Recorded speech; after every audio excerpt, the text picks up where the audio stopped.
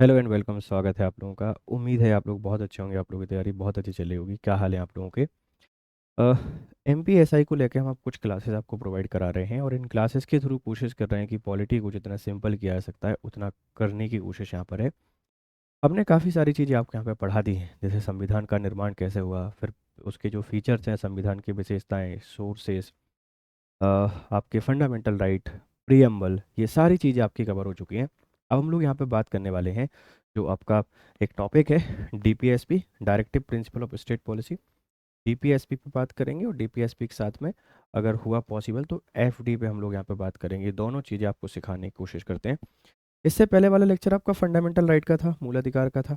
हालांकि आप में से बहुत सारे बच्चे इन चीज़ों को पढ़ते हैं, आपको आती हैं ऑलरेडी, लेकिन फिर भी एक जो बेसिक अप्रोच यहाँ पे हो सकती है उस बेसिक अप्रोच को आपके सामने रखने की कोशिश कर रहे हैं, जिससे आप लोग कुछ चीज़ों को यहाँ पे सीख पाएँ। और आज की क्लास है डीपीएसपी, नीति निर्देशक तत्व।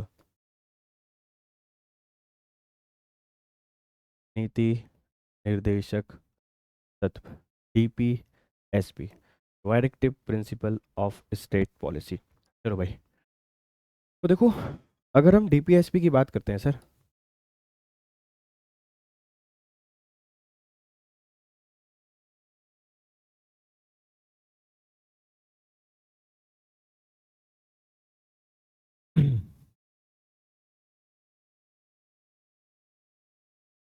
अगर हम डीपीएसपी की बात, सॉरी बच्चों, देखो अगर हम डीपीएसपी की बात करते हैं तो डीपीएसपी को आपको पहले इनका बेसिक समझना पड़ेगा कि डीपीएसपी एक्चुअल में है क्या। Directive principle of state policy इनको बोला जाता है। हिंदी वाले बच्चे इनको बोलते हैं नीति, नीति निर्देशक, निर्देशक तत्व, नीति निर्देशक तत्व, directive principle of state policy. अगर एक शब्द में आप इनको समझना चाहें तो आप ऐसे लिख सकते हैं कि ये गाइडिंग प्रिंसिपल ऑफ स्टेट है। Guiding principal, guiding principle of state, मतलब राज्य के यह दिशा निर्देशक हैं, राज्य को ये गाइड करते हैं। आप लोग कह सकते हैं यह एक तरीके से to help in policy making,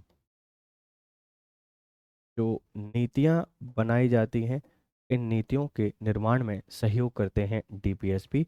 और एक बात का ध्यान रखना, DPSP non justiciable in nature होते हैं। मैं फिर से बोलता हूँ, non justiciable, non justiciable in nature, यह गैर न्याय योग्य हैं, गैर वाद योग्य हैं। मतलब क्या हुआ सर? मतलब ये हुआ कि आप इनको मांगने के लिए कोर्ट के पास नहीं जा सकते, गैर बाध्य योग्य हैं, गैर बाध्य योग्य हैं। इस बात का ध्यान रखना कि ये आपके पास नॉन जस्टिसेबल इन नेचर है। अब अगर इनका एक इंट्रो यहाँ पे देख लिया जाए तो भारत के संविधान का जो पार्ट 4 है, इस पार्ट 4 में भाग 4 के अंतर्गत आपको डीपीएसपी देखने को मिलेंगे। अगर हम आर्टिकल की बात करते हैं, आर्टिकल जिसे आप लोग अनुच्छेद कहते हैं, तो आर्टिकल 36 से लेके 51 तक आपको देखने को मिल जाते हैं, 36 से लेके 51 तक। अगर आपसे कोई पूछेगा इनको एडप्ट कहाँ से किया गया है, एडप्टेड है, यस एडप्टेड है, कहाँ से? आयरलैंड के कॉन्स्टिट्यूशन से, ठीक है।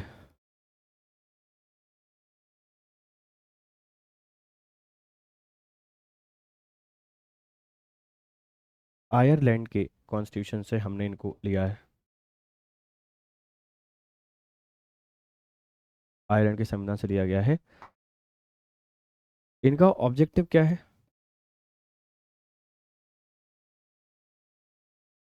वेलफेयर स्टेट,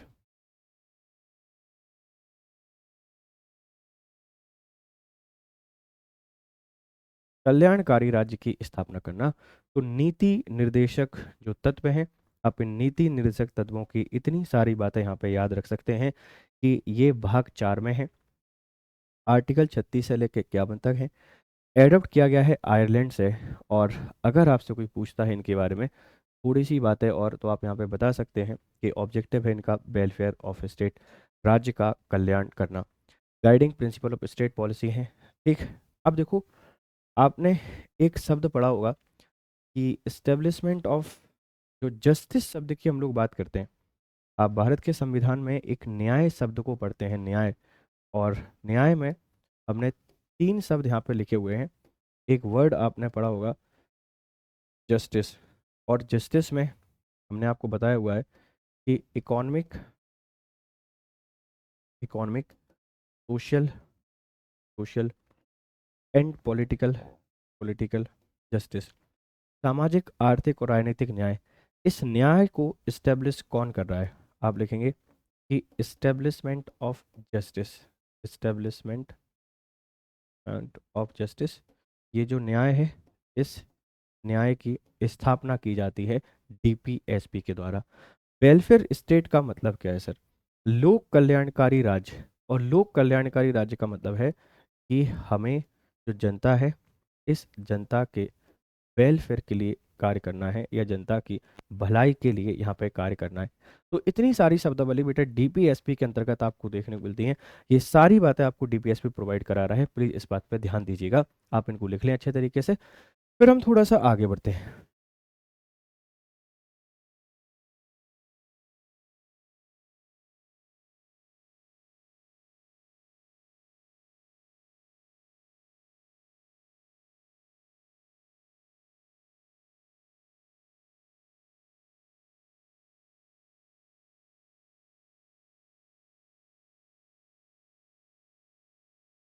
चलिए, आई होप आप इसको समझ गए होंगे। अगर हम डीपीएसपी के बारे में थोड़ी सी कुछ बातें और यहाँ पे करते हैं, तो आप डीपीएसपी को प्लीज़ थोड़ा सा और समझने की कोशिश कीजिएगा। जैसे हम डीपीएसपी लिखते हैं,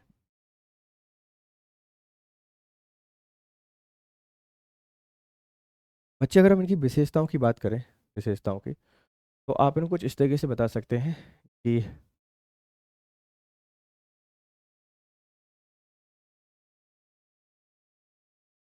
guiding principle of state policy,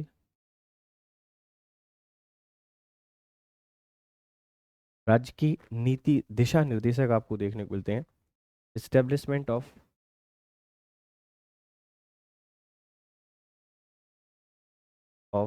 welfare state, welfare state, लोक कल्याणकारी राज्य की स्थापना इनको यहाँ पे करनी है, आप इसके बारे में बता सकते हैं। और अगर आप लिखना चाहें तो आप लिखेंगे यहाँ पर कि providing, providing justice for citizen, लोगों को न्याय उपलब्ध कराते हैं। क्या ये नॉन जस्टिफिएबल इन नेचर, गैर न्याय योग्य हैं। एक पॉइंट आपको यहाँ पे लिखना है कि अगर इनके नेचर की बात करोगे तो पॉजिटिव फॉर स्टेट और नेगेटिव फॉर सिटीजन, सिटीजन के लिए नकारात्मक आपको देखने को मिल जाते हैं। इनकी हिंदी लिख देते हैं जिससे हिंदी वाले बच्चों को दिक्कत ना हो। बच्चे देखो, दिशा निर्देशक है,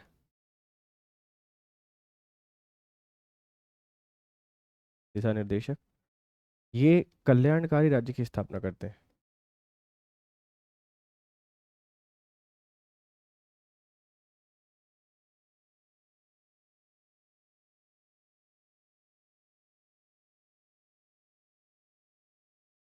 ये न्याय उपलब्ध कराते हैं,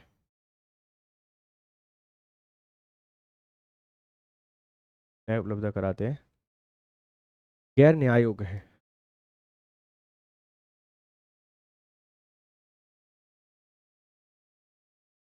गैर न्याय योग्य है। और ये सकारात्मक है राज्य के लिए, राज्य, और नकारात्मक है नागरिकों के लिए। सर ये गैर न्याय योग्य क्या होता है? देखो बच्चे, जब हम लोग मूल अधिकारों को पढ़ते हैं तो मूल अधिकार अगर आपको नहीं मिल रहे, अगर मूल अधिकार आपको नहीं मिल रहे हैं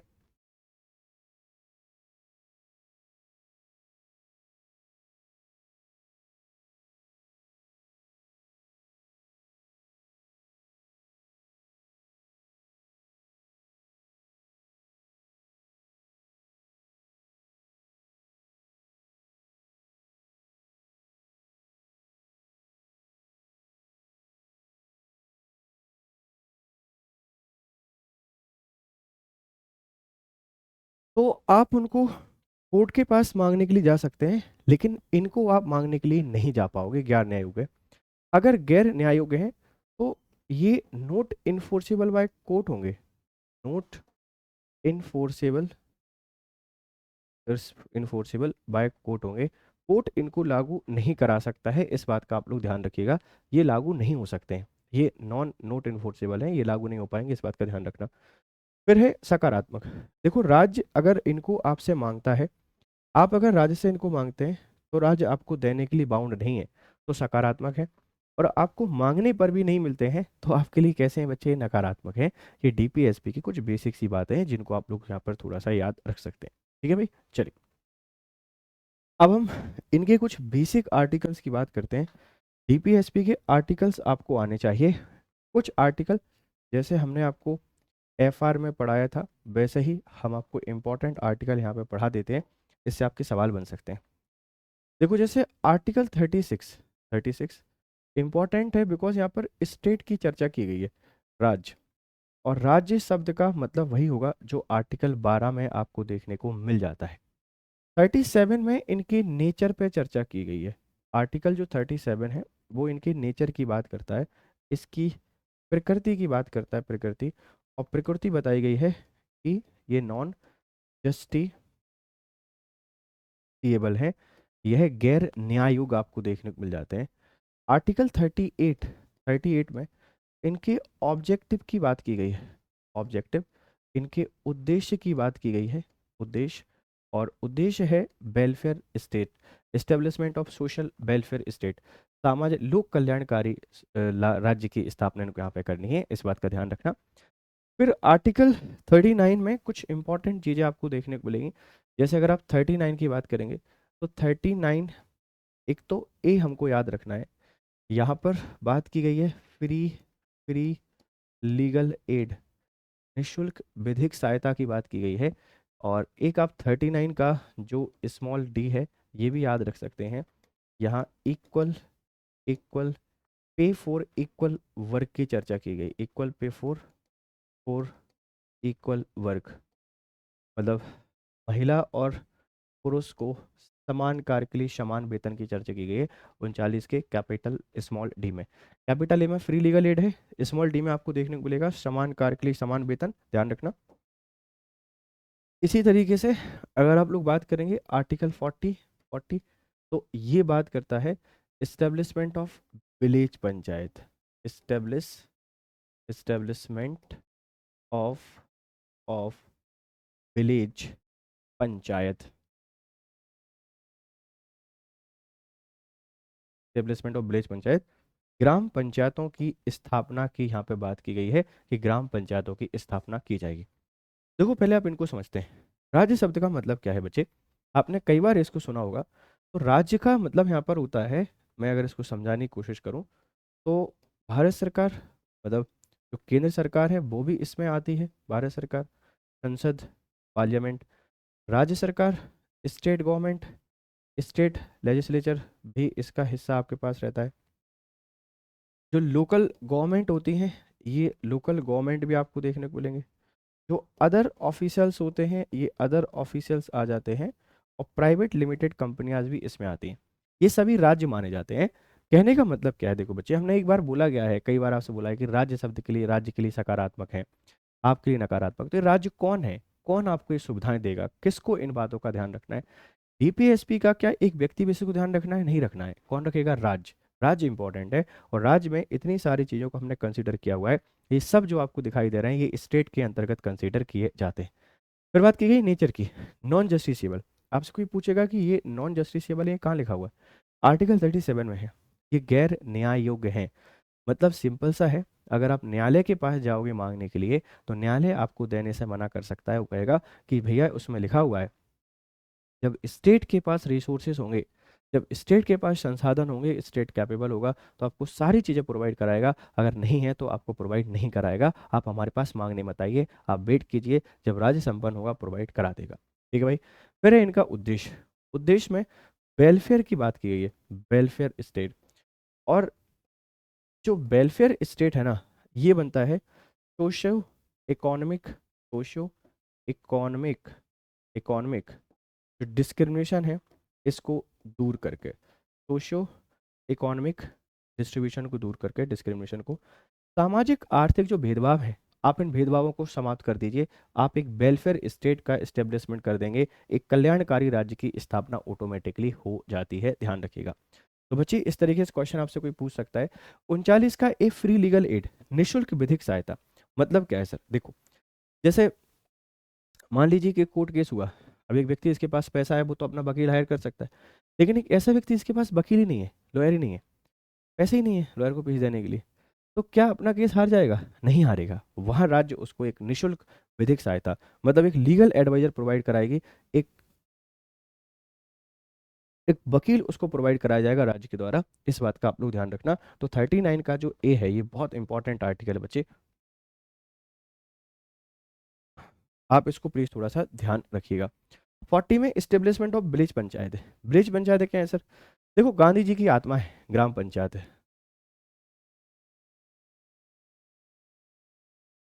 ग्राम पंचायत। इसके लिए काफ़ी सारे प्रयास किए गए, बहुत सारे प्रयास किए गए इसके लिए। ठीक है, 1952 से जो प्रयास स्टार्ट हुए, फाइनली ग्राम पंचायतों को हम 73वें और 74वें संविधान संशोधन 1992 के द्वारा स्थानीय स्वशासन को प्रभावी बना पाए और पंचायतों की स्थापना कर पाए भारत में। ये गांधीयन आर्टिकल आपको देखने को मिलेगा। इसी तरीके से कुछ और आर्टिकल की बात करते हैं जो डीपीएसपी से आपको रिलेटेड है, आप इसको देख लीजिए। हम लोग आर्टिकल्स के थ्रू बहुत इजीली समझने की कोशिश कर रहे हैं। देखो, आर्टिकल अगर हम 41 की बात करते हैं, 41 की, तो 41 में काम, शिक्षा, शिक्षा व रोजगार की बात की गई है। For certain people, for certain people, कुछ वर्गों के लिए वर्क, सॉरी, काम, शिक्षा व सहायता,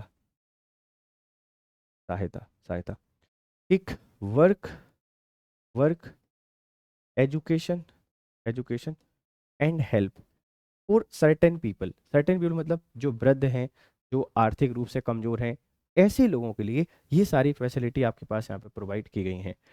आर्टिकल 42 की हम लोग बात करते हैं। आर्टिकल 42, तो 42 में यहाँ पर बेटा एक तो वर्क कंडीशन की हम लोग बात करेंगे। वर्क कंडीशन मतलब जो वर्क सिचुएशन है, ये ह्यूमन होना चाहिए, अच्छी काम की दशाएं होनी चाहिए। और यहाँ है आपके पास मैटरनिटी लीव, मैटरनिटी लीव, प्रसूति सहायता। आर्टिकल 42 में आपको देखने मिलेगी। आपसे कोई पूछता है कि जो काम की दशाएं हैं ये अच्छी होनी चाहिए, कहाँ लिखा हुआ है? 42 में प्रसूति सहायता। मतलब जब प्रसूति बेटा किसको बोलते हैं? जो प्रेग्नेंट आपके पास फीमेल होती हैं उनको, अगर वो जब उनका फर्स्ट बेबी होता है तो फर्स्ट बेबी के टाइम पर उनको 26 वीक का ऑफ मिलता है, 26 वीक फर्स्ट बेबी पर। और जब सेकंड बेबी आपके पास होता है तो सेकंड बेबी पर आपको 13 वीक का जो ऑफ यहाँ पे मिलने वाला होता है, ध्यान रखिएगा। तो कभी कभार इस तरह की क्वेश्चन आपसे यहाँ पे कोई पूछ सकता है, और प्लीज़ आप इनको थोड़ा सा ध्यान रखें कि ये मैटरनिटी कहाँ है, आप बताएंगे। आर्टिकल जो 42 है, इस आर्टिकल 42 में आपको देखने को मिल जाता है। एक आर्टिकल 41 में हमने जो काम, शिक्षा और कुछ जो दशाओं की यहाँ पे बात की गई है। ठीक, चलिए आर्टिकल 43 की हम लोग बात करते हैं। आर्टिकल 43, यहाँ मिनिमम वेजेस की बात की गई है। मिनिमम वेजेस, यहाँ हॉलीडे की बात की गई है। मिनिमम वेजेस और हॉलीडे की बात की गई है आर्टिकल 43 में, कि न्यूनतम मजदूरी मिलना चाहिए और इनको छुट्टी अवश्य होना चाहिए, है ना। हॉलीडे मतलब आप इसको कहते हैं ऑफ के नाम से। निर्वाह मजदूरी और अपनी संस्कृति को संरक्षण करने के लिए लोगों को यहाँ पर जो ऑफ है हॉलीडेज मिलना चाहिए। 43 के दो और इम्पोर्टेंट है, जैसे एक है 43A। ए देखो यहाँ पे बोला गया है labour participation, labour participation, participation in in management, management of industry. मजदूरों का जो कंपनी है इसके प्रबंधन में भागीदारी, ठीक है 43A। और इसको 42वें संविधान संशोधन 1976 के द्वारा ऐड किया गया। ये कहना चाह रहे हैं कि कंपनियां कोई भी नियम बनाती हैं, कोई भी कानून बनाती हैं, उस नियम और कानून को बनाने से पहले आपको मजदूरों से पूछना पड़ेगा। जैसे किसी व्यक्ति को भी निकाल दिया, सैलरी कम कर दी, भत्ते रोक दिए, अचानक से कंपनी बंद कर दी, ऐसा नहीं कर सकते हैं। क्योंकि जब आप कोई कंपनी स्टार्ट करते हैं, कोई भी फर्म स्टार्ट करते हैं, तो वो सिर्फ आपकी नहीं होती है, उसमें बहुत सारी चीज़ें इंक्लूड हैं। मतलब जितने लोग वहाँ पे काम कर रहे हैं उनका जीवन तो जुड़ा हुआ है, इकोनॉमी जुड़ी हुई है, प्रोडक्शन जुड़ा हुआ है, और इनडायरेक्टली उन लोगों की फैमिलियां भी आपसे जुड़ी हुई हैं। तो ऐसे ही नहीं आपने किसी फर्म को स्टार्ट किया और फिर आपने उसको बंद कर दिया, ऐसे नहीं कर सकते। उसके लिए आपको पूरी प्रोसेस को फॉलो करना पड़ेगा, उन लोगों को कहीं ना कहीं रीसेल्टर करना पड़ेगा। तो इसीलिए यहाँ पे बोला गया है कि उद्योगों के प्रबंधन में कामगारों की भागीदारी ध्यान रखिएगा। 43B भी आपको यहाँ पे कुछ सिखाता है। 43 का जो बी है, इस 43 का बी ये सिखाता है बच्चे आपके पास कोऑपरेटिव सोसाइटी, ठीक है। कोऑपरेटिव सोसाइटी, कोऑपरेटिव सोसाइटी, सहकारी समितियां, 97वां संविधान संशोधन 2011 के द्वारा इसको यहाँ पे ऐड किया गया। ये 42वें संविधान संशोधन और ये आपका 97वां संविधान संशोधन 2011 के द्वारा ऐड किया गया। 44वां बहुत चर्चा में है। 44th जो आर्टिकल है बेटा, यह यूनिफॉर्म सिविल कोड की चर्चा की गई है, यूसीसी पे चर्चा की गई है। एक समान सिविल नागरिक संहिता होनी चाहिए पूरे देश में, एक जैसी सिविल नागरिक संहिता, जिससे शादी, ठीक है, जो प्रॉपर्टी है, जो बच्चों को अडॉप्ट करने के प्रोसेस हैं, ये सब एक समान आपको देखने को मिल जाते हैं, ठीक है। आर्टिकल 45 की बात करते हैं, 45, तो ये शिक्षा की बात करता था, एलिमेंट्री एजुकेशन की। हालांकि अब हमने इसको आर्टिकल 21A से रिप्लेस कर दिया है, मतलब अब वो ज़्यादा प्रभावी हो गया है। आर्टिकल 46 की बात करते हैं, 46 की, तो यहाँ एससी और एसटी वर्ग के एजुकेशन और इकोनॉमिक राइट की चर्चा की गई है कि शैक्षणिक और आर्थिक सहायता करने का प्रयास करेगा राज्य। आर्टिकल 47 की बात करते हैं, तो यहाँ हेल्थ जो फैसिलिटी है, यहाँ आपके पास पब्लिक पब्लिक हेल्थ की बात की गई। सार्वजनिक स्वास्थ्य का ध्यान रखेगा कौन, राज्य। और जो भी आपके ऐसे पदार्थ होते हैं जो मादक हैं, मतलब जिनके द्वारा लोगों को किसी भी तरीके का नशा आपके पास हो सकता है, उनको बैन करने की बात की गई है। तो यहाँ तक याद कर लीजिए आप, शायद 41, 42, 43, 44, 45, 46, 47 आपके याद हो जाएंगे। टीपीएसपी के कुछ आर्टिकल और आपको यहाँ पे याद रखना है जिनसे और आपके सवाल बन सकते हैं। हमने सारे पढ़ा दिए, हम आपको वैसे इंपॉर्टेंट पढ़ा रहे थे, बट आपको सारे यहाँ पे पढ़ा दिए। जैसे 48 की हम लोग बात करेंगे, आर्टिकल 48, 48, ये कहता है MT, modern technology in in agriculture and animal husbandry. कृषि और पशुपालन में जो आधुनिक तकनीक तकनीक है, जो नवाचार है, इसको बढ़ावा देने की बात करता है आर्टिकल 40। अगर आप 48 की ए की बात करेंगे, अगर मैं यहाँ पे 48 का ए ऐड कर देता हूँ, तो ये कहता है कि पर्यावरण और वन्य जीवों का संरक्षण, ठीक है, पर्यावरण व वन्य जीव, protection of environment, protection and conservation, दो बातें आप लिख गई हैं, protection and conservation of environment and wild life. ये आया है 42वें संविधान संशोधन 1976 के द्वारा एडिड है। अगर आप 49 की बात करेंगे, आर्टिकल 49, तो जो protection of national monuments, monuments जो भी राष्ट्रीय धरोहर हैं, इनके संरक्षण की बात यहाँ पे की जाती है 49 में।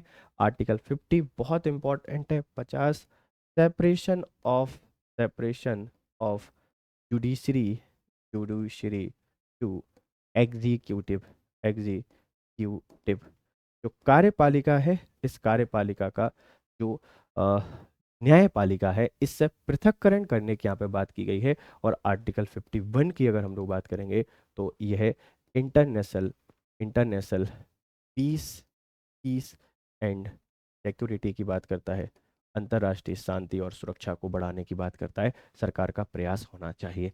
तो ये आपके डीपीएसपी हैं, हमने बहुत शॉर्ट में और बहुत जल्दी तरीके से सारे डीपीएसपी, बच्चे आप लोग यकीन नहीं करेंगे, जब पीएससी क्लासेस पढ़ाई जाती हैं ये सारी चीज़ें आपको लगभग कराने के लिए 2.5-3 घंटे का समय लगता है। पढ़ाते यही है, समरी यही है, पर उन बच्चों को इतना यकीन नहीं होता है कि अरे सर आपने इतनी जल्दी पढ़ा दिया। बट वनडे एग्जाम के हिसाब से आप बच्चे यकीन करते हैं तो हम आपको शॉर्ट में सारी चीज़ यहाँ पे पढ़ा देते हैं। ठीक है भाई, चलिए तो फिर हम आपसे करते हैं मुलाकात। जब तक आप लोग खुश रहें, मस्त रहें और बढ़िया तरीके से पढ़ाई करें। Have a nice time, good day.